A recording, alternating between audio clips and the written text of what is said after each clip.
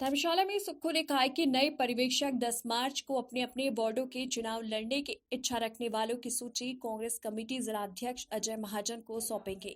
उसके बाद पार्टी अपने प्रत्याशियों को उतारेगी। प्रत्याशी घोषित होने के बाद कांग्रेस एकजुट होकर चुनाव लड़ेगी।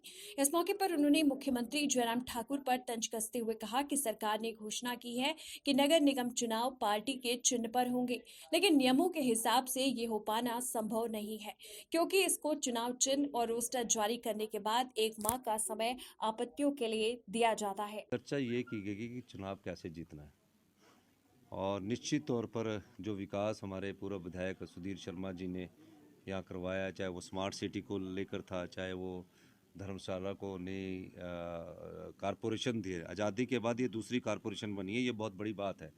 और उस विकास को जब ये चुनाव हार गए, हमारे जो मेयर है प्रत्याशी जग्गी जी ने आगे बढ़ाया, तो आज सवाल ये पैदा होता है कि इतना काम करने के बाद हम ये चुनाव कैसे जीते।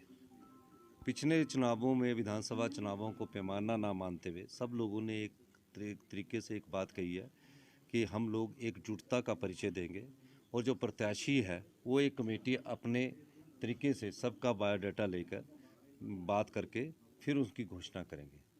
और सुधीर जी ने भी कहा कि इस चुनाव को हमने युद्ध की तरह लड़ना है।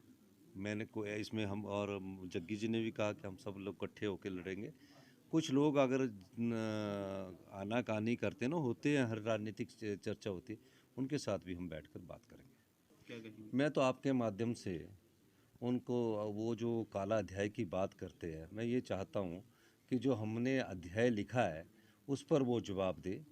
हमने अध्याय लिखा स्मार्ट सिटी किसकी देन है, हमने अध्याय लिखा धर्मशाला नगर निगम किसकी देन है, हमने अध्याय लिखा पहली धर्मशाला में केवल कार किसकी देन है।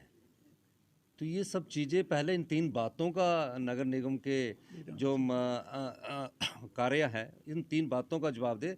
और केश पठानिया जी बताए कि आपने जो काला अध्याय कांगड़ा की राजनीति और धर्मशाला की राजनीति के लिए कहा है, कोई एक कार्य पिछले 3.5 साल में भारतीय जनता पार्टी की सरकार, जब से जयराम जी की सरकार आई है, एक कार्य भी अगर धर्मशाला में गिना देंगे तो हम आप जो कह रहे हैं उसकी हर बात का जवाब देंगे।